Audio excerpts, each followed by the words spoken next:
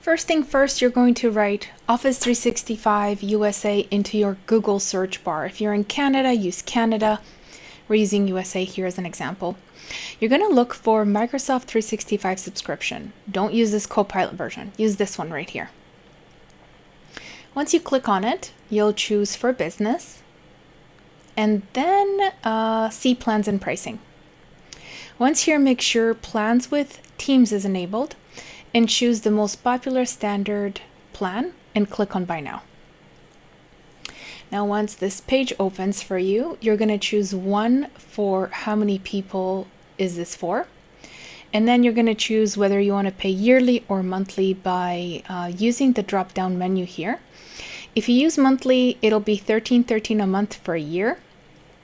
And if you choose yearly, you'll pay a one-time fee of $150. Now, this is a pricing for August 2025. Either way, whichever option you choose, click Next. And then you're going to put in your email. Dana wanted massage@danaswellness.com. So that's what we put in here. Once you put your email address, you click on Next and a little robot thing is going to pop up. It's to make sure that you're an actual person and not a robot. It's in here for security measures. Either way, if you get this, you need to click Next on your screen there. Then you have to align the image on the left to face the image on the right in the same direction. So using the left and right arrows, do that until you think it's ready. And when you think it is, then click Submit.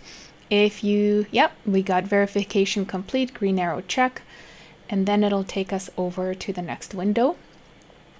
So here you're going to click Set Up Account, the blue button at the very top there. And then it'll take us to the form. So in this particular form, we need to fill out all this information. So, you put in your first name, you put in your last name, your company name, your business phone number, everything that they list here. And then there is a check at the bottom that says, it's allowing Microsoft to share, and then click Next. Once you do that here, it'll automatically populate a username and domain. So I usually just leave the username as a first name. I delete the last name. But then this is where a lot of practitioners get hung up a little bit. It's like you can see the domain name is Dana's Wellness 880. And a lot of practitioners say, Kinga, that's not my domain name. My domain name, as an example, is Dana's Wellness. So they go around, they take out the 880 or whatever the weird characters are that Microsoft has magically put in there. And they, try to hit save, and this is where they get stuck. Now, also the reasons why I left this recording here is just to show you that no matter what you try and, have it, nothing will work because the domain gets attached later to your account. Right now, it's just picking a random thing just to let it go through. So even if you use all lower characters, you're going to have this sorry little error in red that pops up, and this is where practitioners get frustrated, throw their hands in the air and say, Kinga, I don't know what to do here. And so here to solve this, I just put a 2-1 at the end.